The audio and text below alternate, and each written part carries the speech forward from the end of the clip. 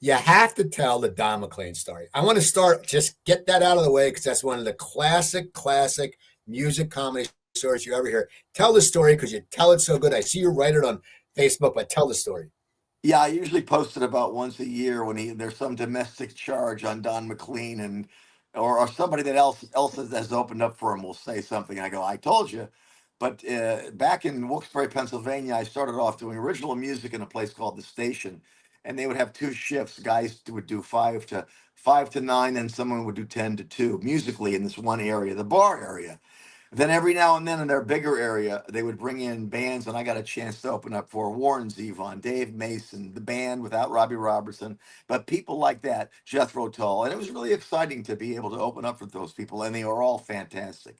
And then I was asked to open it for Don McLean, and of course he had the huge hit American Pie, and I thought, God, that'd be a great opportunity, and because I was like I did all the openings back then for the bands that would come through, and it was great.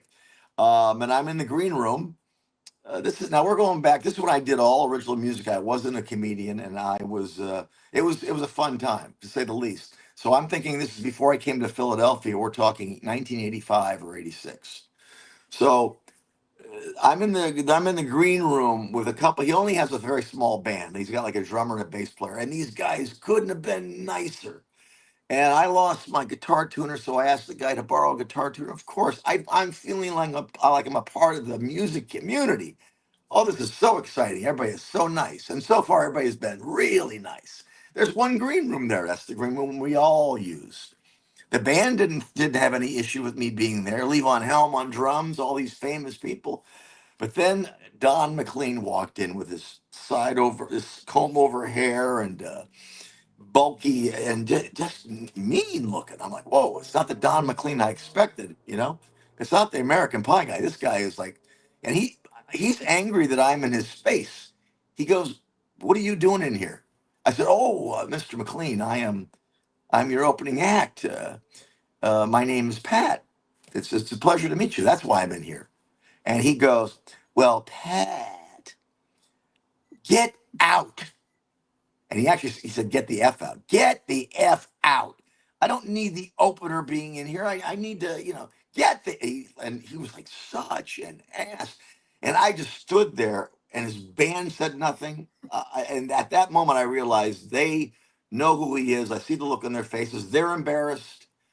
And I'm also Irish. I'm an Irish American. And get out. You're not doing it quick enough. Pack your guitar, your little case there, and get the F out. And I stopped and I said, okay, I'm getting out.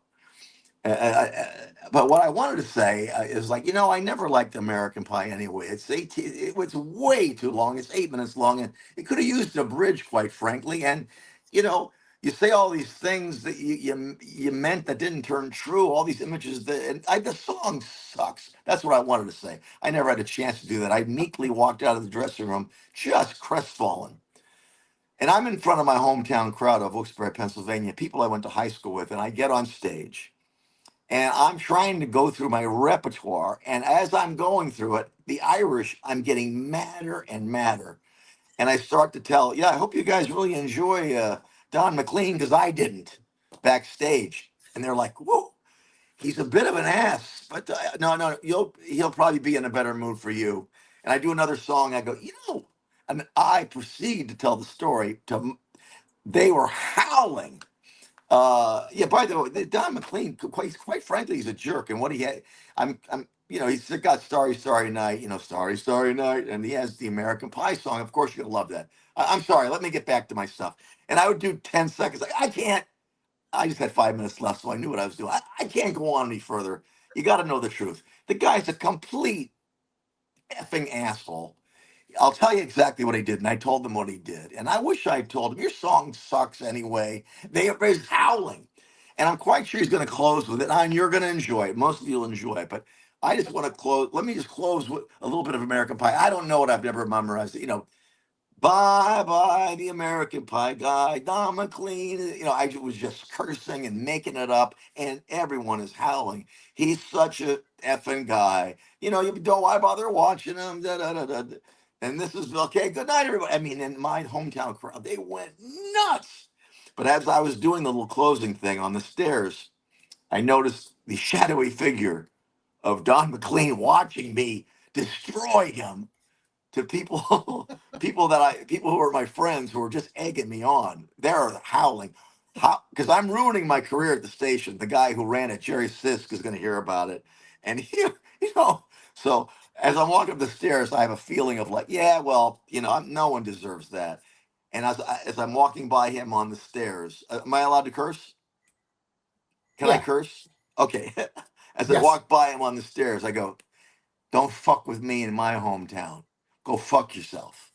Have a nice night. And by the way, have fun singing American Pie, because all they're gonna fucking think about is what I did. Fuck you. And I walked in. I walked into the green room, and his band was like laughing and clapping.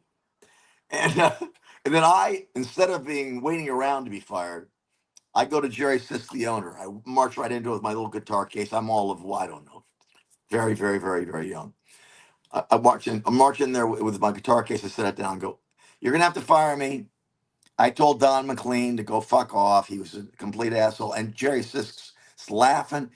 He goes, and he had a southern accent. Son of a bitch, that guy's been on my ass all day. He's the worst. He is such an asshole. You're not fired. I'll give you more gigs. I can't talk to him like that. And so it all turned out great in the end. And that's absolutely all true.